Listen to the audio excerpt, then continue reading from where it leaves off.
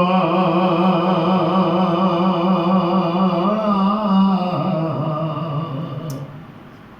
ਤੇ ਦੱਸ ਕਿਹੋ ਜਿਹਾ ਤੈਨੂੰ ਬਣਾਵਾਂ ਮੈਂ,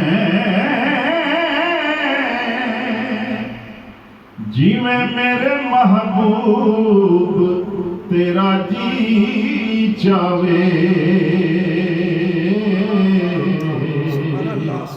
ਤੇ ਹੁਣ ਇਹੋ ਜਿਹਾ ਤੈਨੂੰ ਸਜਾਵਾਂ ਮੈਂ,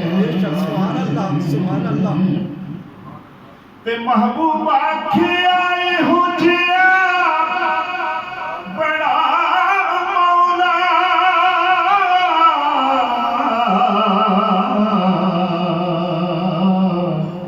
ਤੇ ਮੇਰੀ ਜਾਨ ਜਹਾਨਾਂ ਦੀ ਜਾਨ ਹੋਵੇ, ਭਾਵੇਂ ਮੈਂ ਬੋਲਾਂ ਉਹ ਭਾਵੇਂ ਤੂੰ ਬੋਲੇ, ਤੇ ਸਾਡੀ ਦੋਹਾਂ ਦੀ ਇੱਕ ਜ਼ਬਾਨ ਹੋਵੇ, ਉਹ ਭਾਵੇਂ ਮੈਂ ਬੋਲਾਂ ਉਹ ਭਾਵੇਂ ਤੂੰ ਬੋਲੇ,